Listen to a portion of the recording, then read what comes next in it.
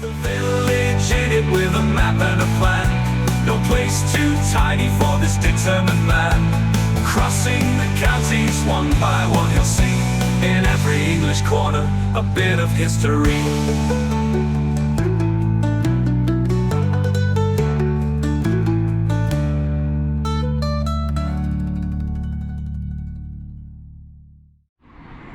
Welcome back to Stratford upon Avon again, everybody. Now, if you've only been watching me since I've been doing these Warwickshire episodes, you may not know a certain rule that I work to. In order to actually visit the place, I have to physically set foot inside the boundaries. I can't just drive through in the car. And it's a bit difficult with this one because effectively this is all going to be driving, but I have managed to find a couple of spaces where I can get out inside the boundaries and set foot. And one of the places is outside this. This is the Forest Hermitage, which you'll find in Fulbrook.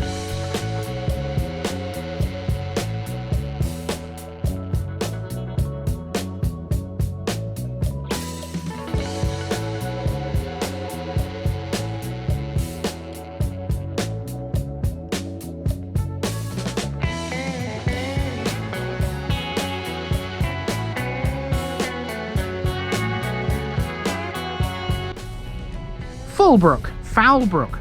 For your Tuesday episode this week, we're in one of the smallest parishes in Stratford-on-Avon. This is Fulbrook, and although it doesn't have a population of 0, it ain't far off. Fulbrook is a scattering of houses and farms which all lie in an area dominated by arable fields. If you look at this one via an overhead map, you'd likely come to the conclusion fairly quickly that there's nothing here. Not so. Fulbrook was a village centuries ago, which is now deserted. It was situated about 4 miles northeast of Stratford. Today, its population details are grouped together with Hampton Lucy. Although it's mostly sheep-grazed fields on the banks of the Avon, some evidence exists of ancient ridge and furrow provided by crop marks. These show some of the medieval strip fields that once supported the village. So, what happened to Fulbrook? Well, it was one of many villages that was decimated by the Black Death in the 14th century, but that didn't completely kill it off. It was doubly unfortunate in that its remaining tenants were forcibly evicted by the Duke of Bedford so that he could enclose it as a park for hunting. It was he who also established a castle, and although the site of that is on private land, the history surrounding it simply can't be overlooked. The moat is still clearly visible, but it's the only remnant of a time when conflict raged over these now peaceful Warwickshire hills. There's more to this one than you might think. Let's go for a drive and see. Now, although a lot of this one centres around medieval history, we begin at Stratford's branch of Dobbies, the well-known garden centre chain. This just about falls within Fulbrook's boundaries, located as it is in the far southwestern corner. We've met Dobbies before, but it's been a while since we saw one, so here's a reminder of their history. They're the biggest garden centre operator in the United Kingdom, and they operate over 77 stores, some of which it acquired from the previous biggest garden centre chain, Wyvale.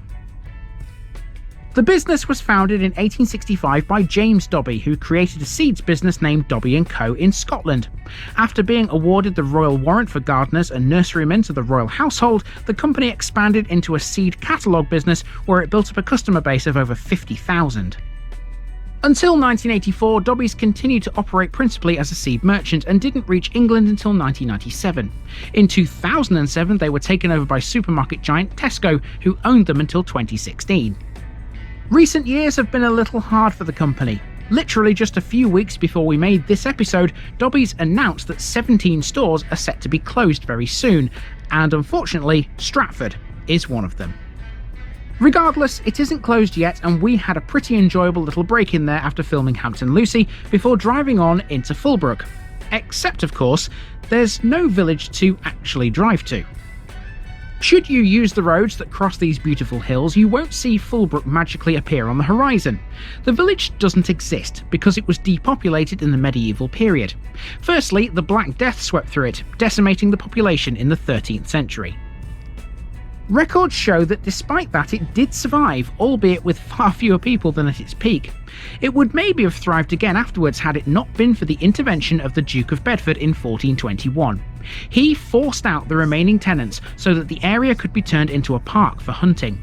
The last Fulbrook resident left in 1543. Since then, newer houses have been added around the edge of the park. Although scattered, they remain occupied, and it's the residents of those that ensure Fulbrook Parish has a modern population, albeit very small.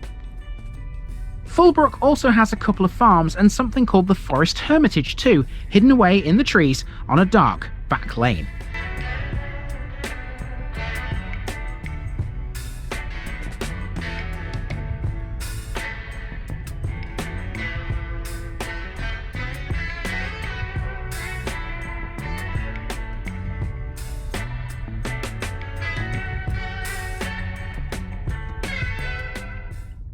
Oh, sun's in my eyes a little bit here through the trees, even though it's quite shaded for the most part along this road. There are a few gaps in the trees and the sun's right in my eyes here. Position the camera in a really bad way. But even so, we are outside the gates of the Forest Hermitage, which you can see right here. So, what is the Forest Hermitage? Let's find out.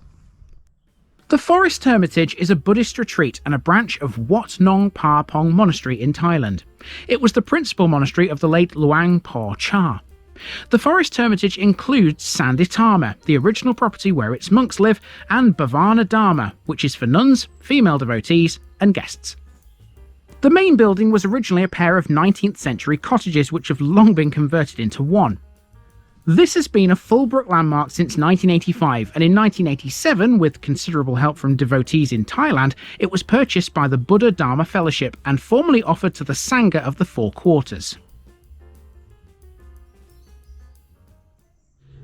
Now, of course, we can't actually go into the Forest Hermitage because it's private property, but this road, thankfully, is public and I can stand here all I like and talk about it. We've got the same problem, though, with the other major landmark here in Fulbrook. And now we're going to go and find it. It's the site of Fulbrook Castle. Now, you know what they say about all the best laid plans, don't they? I was planning to pull into a little road here which leads down to the farm where the site of Fulbrook Castle is, only there's a hedge cutter out at the moment and he's kind of obscuring my way, so I've had to pull past and walk back, believe it or not. But you know, never mind, it doesn't matter. It's a nice day, I don't mind walking around when the sun's shining.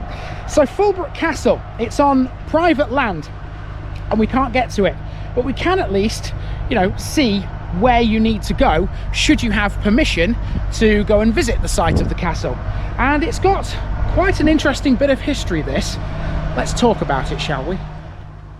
The site of Fulbrook Castle is on private land, meaning we can't actually see its remains. Nonetheless, there are several clues to its existence, the name of the nearby farm being the most obvious.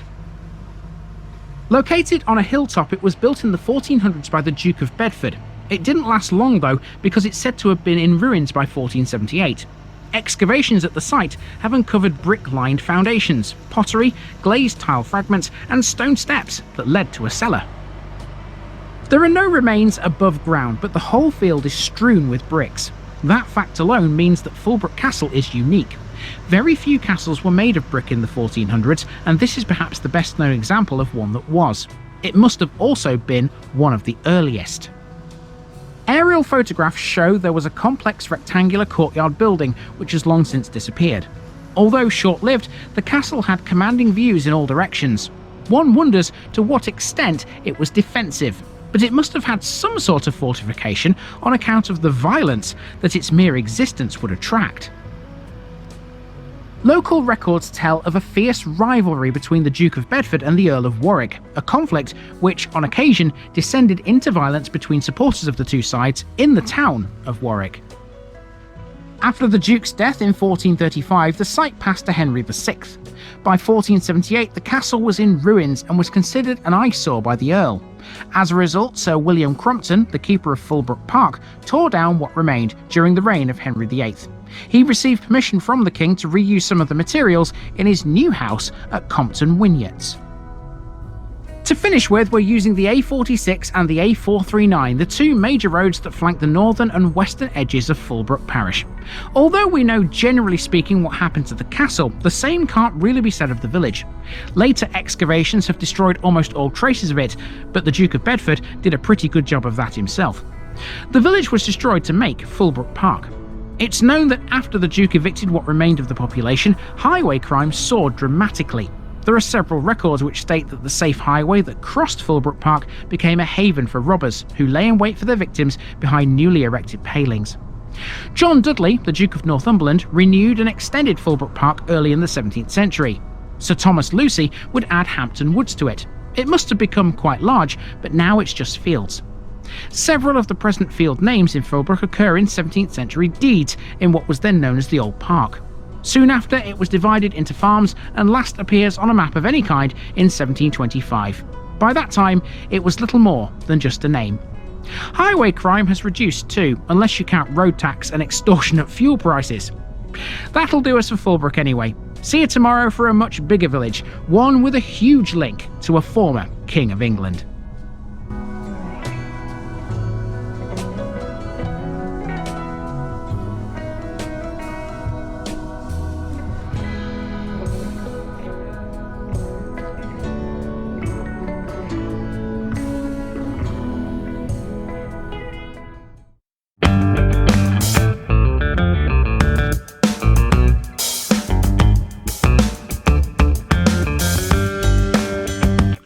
Now, just before I go, remember, this video is part of a huge project to visit every civil parish in England. That's more than 10,000. These routes are pre-planned, and due to time constraints, I can't cover every detail or walk down every street. Please don't complain if this video missed something out. I pronounce names how I choose to. I am very aware that local dialect may vary, and I don't take kindly to criticism about this. You've been warned. It's impossible to know everything too. If this video was terrible, make your own. If you're a regular watcher of The Village Idiot, you're not the only one. If you've got a small business, why not use my videos to advertise it? Leave a comment below if you're interested. And finally, thanks for watching this episode, everybody. Give us a like and a subscribe if you've enjoyed this episode, and share it with your friends and relatives. It all helps to keep this mission going. Until next time, I've been Andy, also known as The Village Idiot, and I'm out.